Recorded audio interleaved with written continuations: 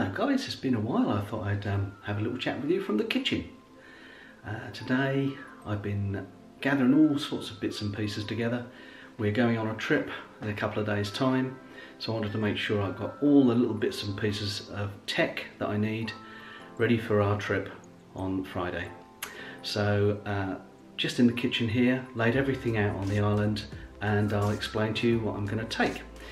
It's mainly for my photography. I'm not an expert photographer by any means, but anything that takes a picture I tend to latch onto, and I've gradually bought some bits and pieces over the last couple of years which have done me proud, and I've taken lots of still shots of my holidays and my adventures in a motorhome. I'll show you first of all the main camera I use, which I've used for the past 18 months or so, is a little Sony. Now, most of my YouTube films have been made with this camera. It's a little handheld point and shoot, and it's the Sony HX20V. It's probably about 3-4 years old, maybe a little older than that, 5 years old. But it was given to me by my son to use when we went on holiday once. I fell in love with it, and he said I could keep it. So as you can see, it's got a little screen on the back there. It's had really good use. I have had one or two little problems with it in the last month or so. The lens pops out. I don't know if you can hear that, but it does take a little while just to focus, and the little motor on the screen is starting to play up. So of course it always happens at the worst possible time when you've got an important shot to take. So that one is now my reserve camera, and I'll show you what I've replaced it with in just a moment. Another piece of kit that I've used quite a lot in the van is here. I keep it in this little grey cloth bag, and I don't keep it in the car or the motorhome all the time. It's a dash cam, and I've got this little cloth bag here which I tuck it in because I don't leave it on the windscreen. It's a little Next base dash cam, and the model number is 212. It doesn't have Wi-Fi, so I do have to wire it up to the laptop to download the images, or I can take the little chip out of the unit and put it straight into the laptop. So that's what you see my driving along images from. I used that little chap there. My next purchase, well, was going to be a GoPro until I saw the price of them. They were way over my budget at the time, and I bought this little IE Geek. I have made a video of opening this. I've not really followed up on that, but the camera, as you can see, is really tiny. It's got a little screen on the back. It does have Wi-Fi, although I tend to use it like the other cameras and download the images with a cable. Or move the chip out into the laptop. I've used this for some on a tripod for some time lapse, but haven't really got to grips with it yet. Hoping to have a little bit more time on my hands in the near future to use that more. It came with all sorts of things, a little waterproof case here, and lots of little gadgets that you can clip to your bike and your shirt and your head and all the rest of it. So that came in a pack and was under £50 for the whole lot. So I thought I did really quite well with that one. Another camera that I inherited from Daniel, my son, is the Fuji. It's the HS10. The thing I like about this digital camera is that you don't have to interchange lenses. It's idiot proof really, and it takes just the standard AA batteries, so no difficulty with that either. And the nice thing about it, it's got a terrific zoom, so I can get those long shots, those shots that if you want to pick a sheep out on the mountain 2 miles away, you can. And the one thing that you always forget is the main camera, I suppose, that's always in your pocket, is the iPhone. I've got a little jacket on this iPhone here. There we go, it's just a little silicone jacket which protects the phone. This is the iPhone 6s. I've had that now for 3 years.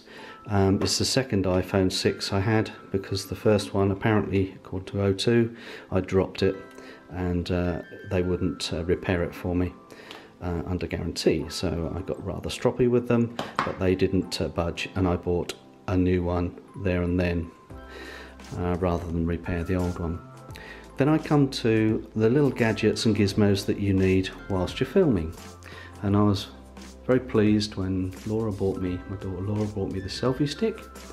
It's made by Anker, and I can fit my iPhone 6 into that. It's a good 4 foot long and folds up really neatly, and that little chap comes around as well, so it fits really neatly into the hand, or pops in your pocket when you're out.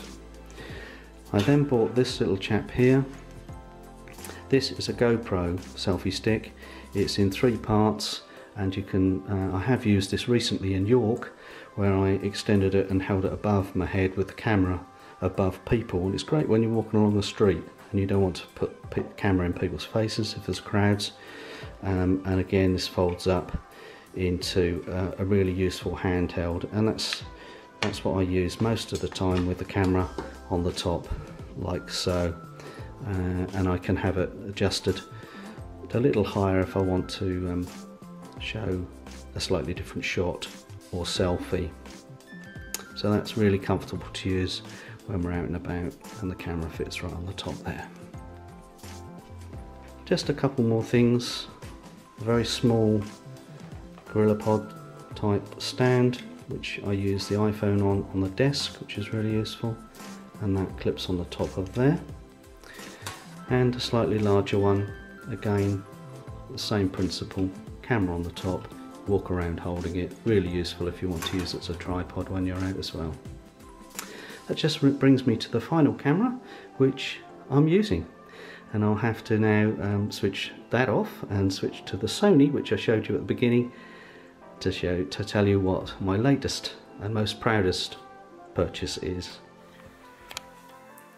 And here I am on the Sony, and my latest purchase, which is the Canon. It's the G7X Mark II, and I've got a little dead mouse on the top there just to protect the microphones from any wind noise, and I know I'll get a snigger from a few of my subscribers when I talk about wind, but that is really an ideal vlogging camera. It's pocket size, and the screen does flip up, so that if you want to do a selfie, oh, there we are, see a picture of myself, taking a picture of myself, you can then flip the screen back. The latest camera is pocket sized, it's really good, lots of good write-ups, and it has a touch screen, which the Sony doesn't have. So most of my filming will be done with the Canon G7X Mark II from now on. And in my study now for editing, I've got a Samsung laptop, which is probably again about 5 years old, which I've used for business and pleasure, and an iPad, an Apple iPad, which is a standard iPad. Again, I use that for taking pictures and taking shots, and also as the Google Maps on the dashboard of the motorhome. Again, really useful to have. We've got a mount on the front dashboard which that fits in, and we use it as a sat-nav. So that concludes my little video about tech and the things that I've got in my camera bag. Just remains for me to show you the camera bag, really, which is again fairly low budget. This is something that someone gave to me, and it's got a few pockets. I'll just quickly give you a glimpse of that, and there it is. It's just a canvas bag with a pocket in the front where I normally keep the dash cam, and then a zip that unzips both sides, and inside it we've got all the cables, chargers and all sorts of other things in here that I keep whilst we're travelling. So that's a quick roundup of what tech I use in my motorhome. Hope you enjoyed that. If you did, give us a thumbs up and subscribe to our channel so you don't miss our next trip. And I don't think it's a secret, but we are off to Scotland, weather permitting, in 48 hours time. I'll be back tomorrow with a bit more about the preparation of our trip. So do join us, and bye for now.